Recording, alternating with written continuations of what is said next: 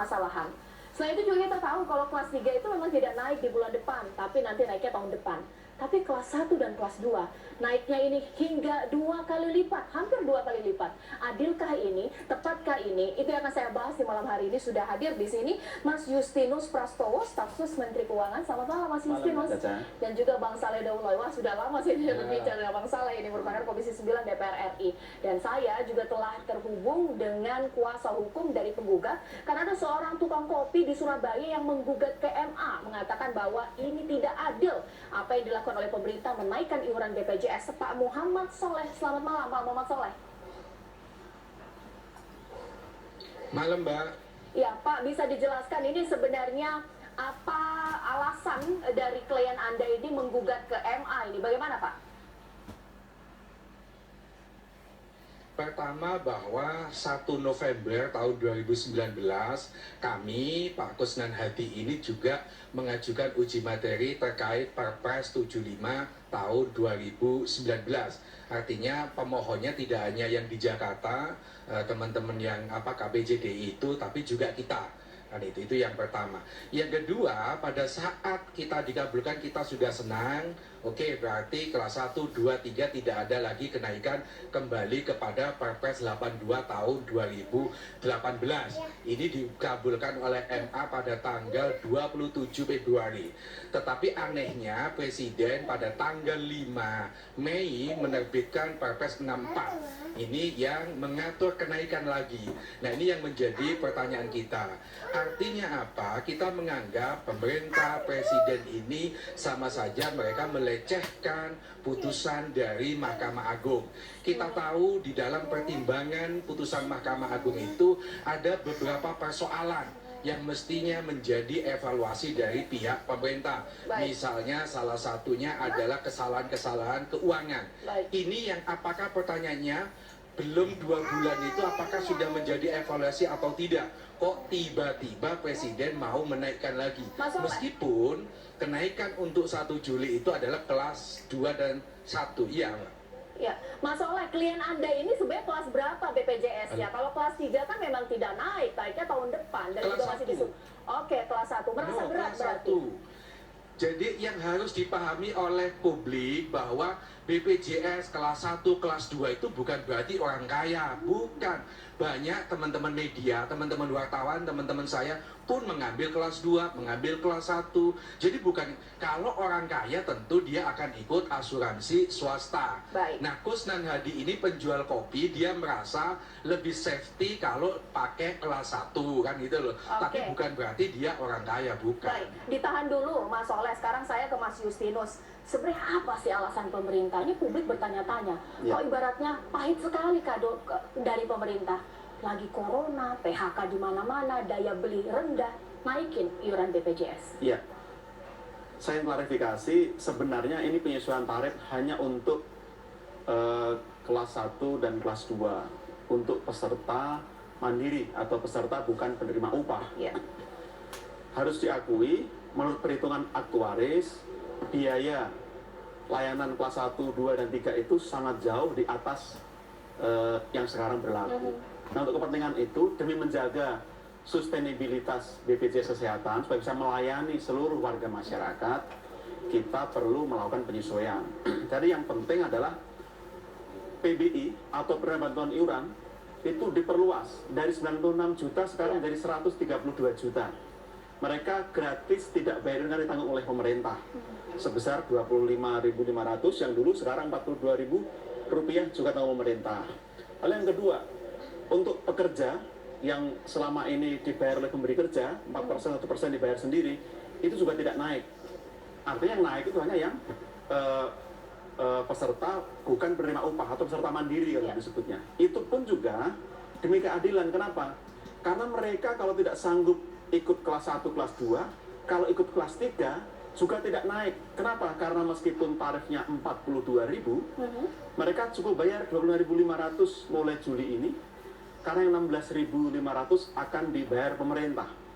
Dan mulai Januari tanggal 1 tahun depan baru naik 10.000, mereka bayar 35.500, yang 7.500 dibayar oleh pemerintah. Artinya ini kan demi keadilan. Kenapa? Data menunjukkan peserta mandiri 54% Iya. kepatuhannya.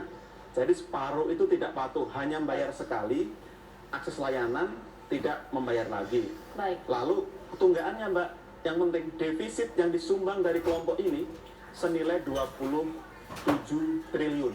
Dari kelompok Defisitnya. 1-2? Bukan, dari yang peserta bukan penerima upah ini tadi. Oke, iya. Kalau yang kelompok pekerja dan PBI itu surplus. Oke, di situ untung lah istilahnya ya. Oke, Mas Justinus, ini supaya jelas nanti juga bisa mengomentari karena saya juga akan hadirkan kepada Anda. Nah, supaya tahu ini besaran kenaikan iuran BPJS ini nanti seperti apa, mulai dari kelas 1, kelas 2, bahkan juga kelas 3 pemirsa. Untuk kelas 3 memang sudah ditegaskan masih disubsidi, nanti akan ada kelebihan yang dibayar di tahun depan. Tapi untuk kelas 1 ini per Januari, Maret 2020 naik Rp160.000, kelas 2 Rp110.000, kelas 3 Rp42.000. Ini berdasarkan Perpres 75 2019. Kemudian di April Juni ini memang ada penurunan sekitar Rp80.000 untuk kelas 1, Rp51.000 kelas 2, kelas 3 Rp25.000. Kemudian kita lihat lagi aturan yang berikutnya pemirsa,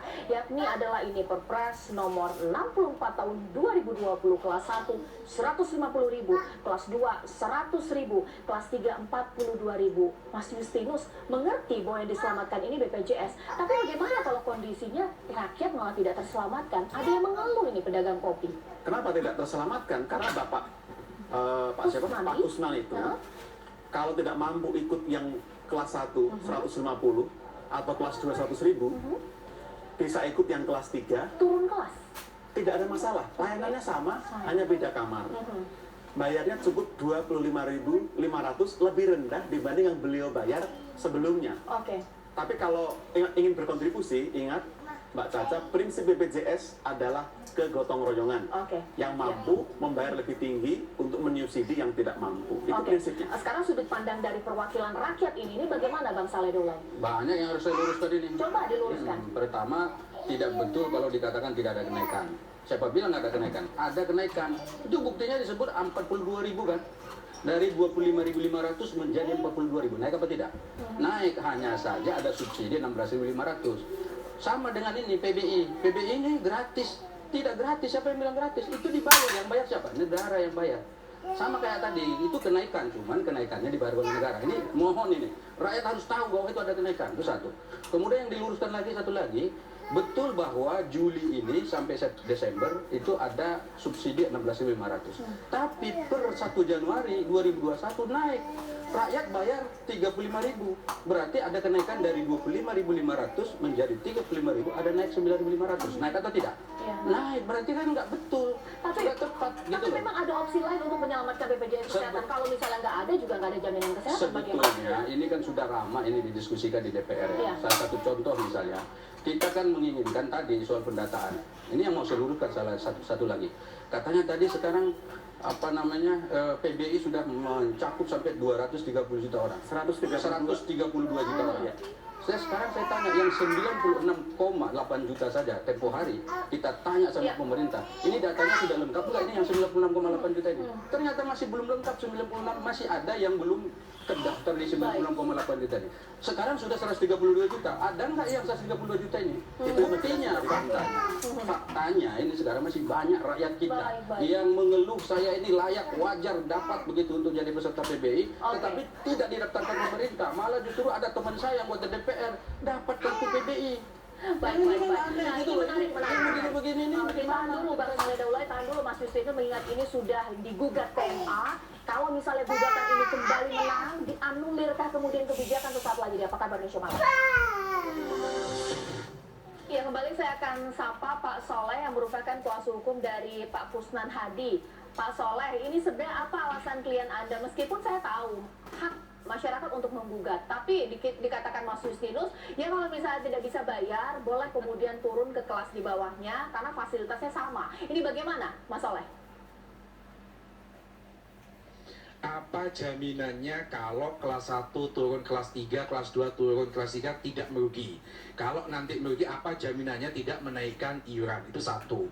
Yang kedua, Pak Saleh juga Pak Justinus, saya ingin menyampaikan, ada di dalam pertimbangan hukum MA halaman 70 menyatakan begini, bahwa dengan demikian pada hakikatnya kenaikan iuran BPJS sebagaimana ditentukan oleh ketentuan pasal 34 ayat 1 ayat 2 tersebut dalam kondisi ekonomi global yang sedang tidak menentu saat ini dapat dinilai sebagai aturan yang tidak tepat dan tidak sesuai dengan tuntutan rasa keadilan masyarakat. Di sini tidak ada perkecualian, MA memberikan perkecualian kepada pemerintah untuk menaikkan kelas 1 dan kelas 2, tidak. Artinya apa? Sebelum pandemi corona, ini aja ekonomi lagi susah. Apalagi sekarang ini. Apa gunanya pemerintah menggratiskan 450 watt PLN? 900 watt 50%. Di sisi yang lain BPJS-nya dinaikkan. Mbak Caca, yang harus dipahami, kalau kenaikan itu satu orang mungkin tidak terlalu bermasalah, tetapi yang harus dipahami bahwa keikutsertaan itu satu kakak. Kalau misalnya suami istri punya anak 3, maka kali 5 dia yang harus menanggung kenaikan dari yang 80 menjadi 150 itu, kalau itu yang kelas 1 kan itu. Jadi ini yang tidak dipahami oleh pihak pemerintah, tiba-tiba main aman dinaikkan. Ini yang kita tidak setuju. Baik, Mas Justinus boleh tanggapi? Iya, saya mau menyampaikan tadi, saya klarifikasi Pak Saleh dulu. Saya tidak mengatakan tidak naik, ada penyesuaian, ada kenaikan di kelas tertentu, tetapi disubsidi pemerintah sehingga beban dari rakyat itu tidak naik, itu faktual. Ada subsidi. Pemerintah mensubsidi lebih besar sebenarnya sekarang ini. Tapi saya sampaikan dulu ke Pak Soleh. Ini penilaian aktuaris independen ya. Kelas 1 itu seharusnya membayar 286.000. Kelas 2 itu 184.000 dan kelas 3 itu 137.000. Kalau sekarang diatur dengan Perpres 64 150, 100 dan 42.000 itu pemerintah sudah mensubsidi. Lalu ketika sekarang ditambah lagi subsidi dari 42.000 menjadi 25.000, itu subsidi tambahan lagi. Nah, saya mau mengatakan begini jawaban kami terhadap kondisi ekonomi. Betul, kami sangat merasakan kondisi ekonomi kita berat, tetapi kita juga tidak boleh egois. Kenapa? Banyak yang belum terlayani. BPJS harus sustain, harus berlanjut terus, tidak boleh kolaps. Nah, kita ambil jalan tengah. Caranya bagaimana? Disubsidi biar layanan bisa berjalan, tetapi untuk kelompok tertentu diminta naik. Kenapa? Karena dia nggak mampu. Kalau ternyata tidak mampu, tetap mendapat layanan yang sama. Perpres menjamin, undang-undang menjamin, layanan tidak berbeda, hanya beda kamar. Itu jelas, eksplisit. Nah, kenapa kok yang naik kelompok ini? Saya katakan, peserta bukan pekerja itu 30 juta. Peserta yang bukan penerima upah itu 30 juta, yang bukan pekerja itu sekitar 5 juta, total 35 juta. 21 juta itu mereka di kelas 3. Kan sudah tidak terpengaruh, aman. Nah, sisanya yang 9 juta itu memang peserta di kelas 1, kelas 2. Porsi mereka ini defisitnya kemarin 29 triliun. Ini besar sekali. Kenapa? Karena tadi kepatuhannya baru 54%. Pemerintah masih susah untuk melakukan collection. Ini yang diharapkan ada pengertian semua pihak. Tadi Mbak, prinsip gotong royong. Kalau saya gotong royong, ya tentu saja Bang Saleh Daula, ini jalan tengah, tidak ada prinsip gotong royong kalau misalnya tadi Mas Justinus garis bawahi. Jadi kalau penjelasan Mas Justinus ini penjelasan pebisnis. Kenapa? Ya ada untung rugi, bahwa BPJS ini rugi, misalnya kurang defisit. Nah, ini persoalan kesehatan rakyat ini bukan bisnis. Nggak boleh kita berbisnis sama rakyat ini. Gimana bisnisnya? Ya bisnisnya kan untung rugi tadi. Bahwa ada kekurangan bayar, kita harus proporsional segala macam itu. Kenapa saya katakan nggak boleh berbisnis? Misalnya kayak contoh tadi, kelas 1, kelas 2, kelas 3. Kalau mau memang fair cara mainnya, berani nggak pemerintah membuat memukul rata saja semua kelas 3 semua? Nggak ada kelas 2, kelas 1. Bisa nggak? Jadi kan fair. Ini kan sekarang ada opsi. Kelas 1, kelas 2, lalu ditawarin, ya kalau kamu nggak sanggup kelas 1 bayar, turun dong kelas 3. Ya nggak boleh begitu. Tapi Bang Saleh, ada satu lagi, bentar. Kenapa misalnya ada jadi problem misalnya ini, kalau misalnya orang nanti rame-rame turun kelas, dari kelas 1 atau kelas 2 terus turun ke kelas 3. Sering sekali kejadian fakta bahwa orang yang kelas 3 datang ke rumah sakit, di rumah sakit disebut kamar semua full. Yang ada adalah kelas 2. Akhirnya mereka akan tetap naik kelas juga. Berarti kan tidak ada yang turun kelas. Sisanya kan bayar sendiri. Oke. Nah itu kejadian itu dan faktual. Itu Oke, contoh-contoh Bang Saleh, di mana tapi saya. kalau harus fair, bagaimana Abang sudah menghitung tidak manfaat dari membayar kelas 1 150.000 dan 100.000 kelas 2 dengan benefit yang dia dapatkan coveran penyakit begitu banyak, ini bagaimana? Sebetulnya begini, apa yang dilakukan oleh pemerintah ini sebetulnya kenaikan ini timingnya nggak tepat. Oke. Kalau soal bahwa harus ada kenaikan segala macam, ini sudah sejak tahun 2018 ini sebetulnya DJSN sudah mengajukan kenaikan iuran. Tetapi pada waktu itu Mbak enggak dinaikin. Kenapa? Timingnya nggak tepat. Kenapa timingnya tidak tepat? Karena pemilu. Oke, nah Pemilu 2018, 2019 pemilu kalau dinaikin kan nggak populer. Baik. Nah sekarang dianggap saja ini timingnya walaupun tidak Oke. tepat karena nggak ada percaturan politik pada masa sekarang, ya dianggap saja tepat menaikkan sekarang. Padahal rakyat sekarang lagi menjerit, lagi iya, kesusahan. berbicara mengenai timing, nanti Begitu. juga saya akan tanya kepada Mas Justinus, ini sudah hitung tidak kemampuan masyarakat bisa bayar tidak 150.000 bahkan juga 100.000 usai jeda berikut di Apa Kabar Indonesia Malam.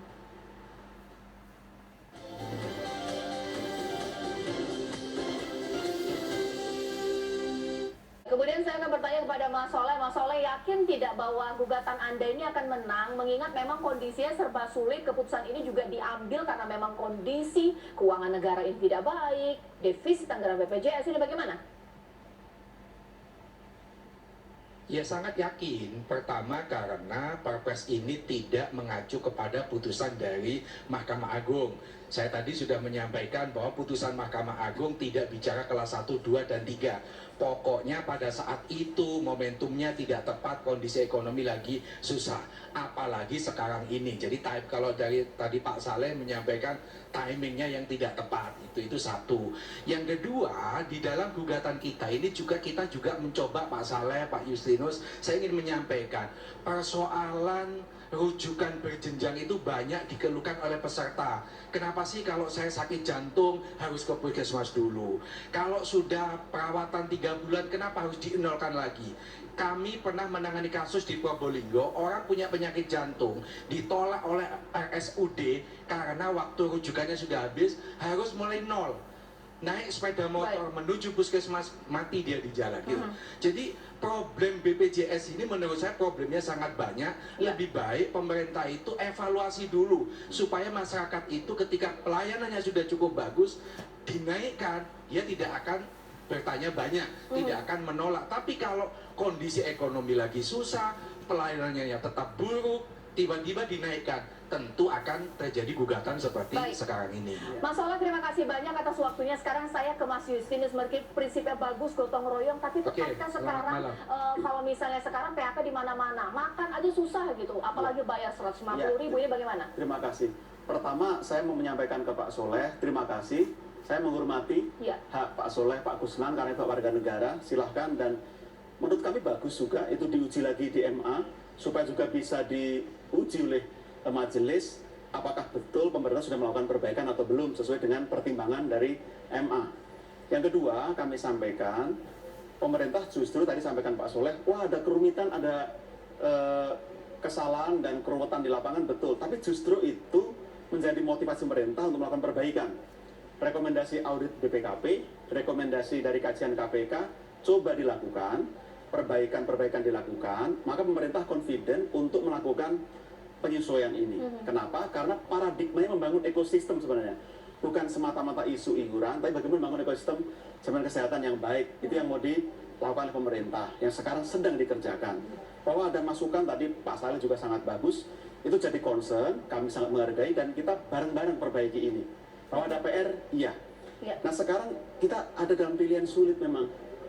Harus tetap memberikan pelayanan kesehatan yang optimal kepada seluruh warga masyarakat, tetapi kemampuan keuangan negara terbatas. Setelah kita identifikasi, ternyata ada segmen-segmen tertentu yang sebenarnya mampu 9 juta orang saja dibanding 230 juta peserta yang memang akan terdampak kenaikan ini. Tapi bukan tanpa pilihan. Tadi saya sampaikan ada opsi mereka bisa turun ke kelas 3 dengan layanan yang sama.